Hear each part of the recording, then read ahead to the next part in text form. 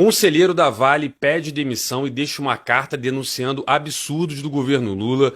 Dá uma olhada que na volta eu vou te explicar que é muito pior do que você imagina. A carta expõe um conflito interno entre a mineradora, cujo controle é dominado por sócios privados, e o governo, que detém menos de 10% das ações da empresa por meio da Previ, um fundo de pensão do Banco do Brasil. Lula sempre demonstrou seu inconformismo com a privatização da Vale. No começo do ano, o presidente tentou emplacar seu ex-ministro da Fazenda, Guido Mantega, na presidência da companhia. Pois é, pessoal, vou fazer uma dissecada aqui sobre essa matéria. Passou algumas coisas apercebidas para muita gente, então é importante vocês entenderem. Quando ele diz ali que o governo detém 10% da Vale através da Previ, né? É importante você entender que isso aqui já é um absurdo. E o que é isso aqui? Bom, basicamente a Previ é o fundo de pensão dos trabalhadores do Banco do Brasil, né? Você tem a Petros, que é o fundo de pensão dos trabalhadores da Petrobras, você tem o Postales, que era dos trabalhadores dos Correios, você tinha antigamente a CBS, que era da CSN, ou seja, todas essas empresas de capital misto, né, do governo, elas tinham fundos de pensão.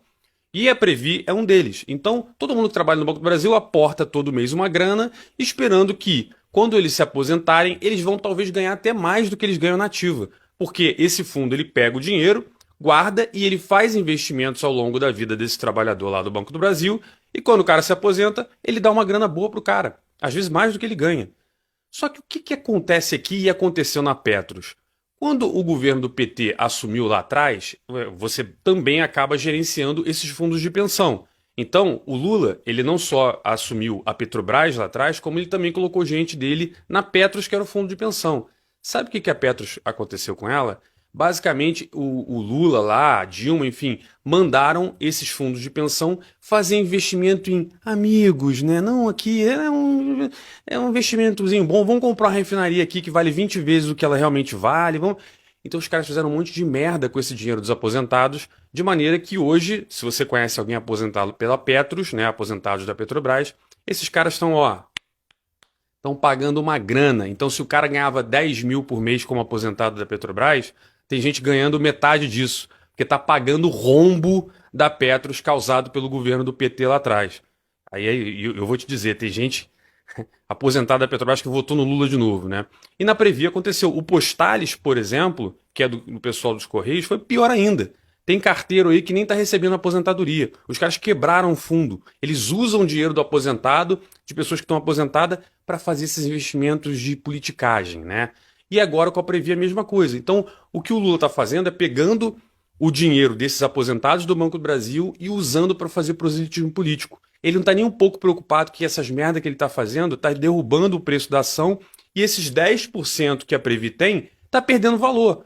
Então é o aposentado do Banco do Brasil que está correndo risco agora. Isso é um absurdo, isso não deveria existir dessa forma, tá? Enfim, isso já é um absurdo. Usar dinheiro de aposentado para fazer politicagem. O outro é o seguinte, que a gente sabe que ele faz merda nas empresas estatais, isso aqui já é dado, todo mundo já sabe. Eu já falei isso em outro vídeo aqui. Porra, eu acho que quem investe em estatal no Brasil, Petrobras, porra, Correios, Banco do Brasil, para mim é maluco. O cara é maluco. Com um governo desse, o cara é maluco. Mas beleza, a gente está falando de estatal. Agora, muita gente investe na Vale porque ela é uma empresa privada, né? Então, ela não tem gerência ali do governo federal, desse bando de aspônia que tem lá.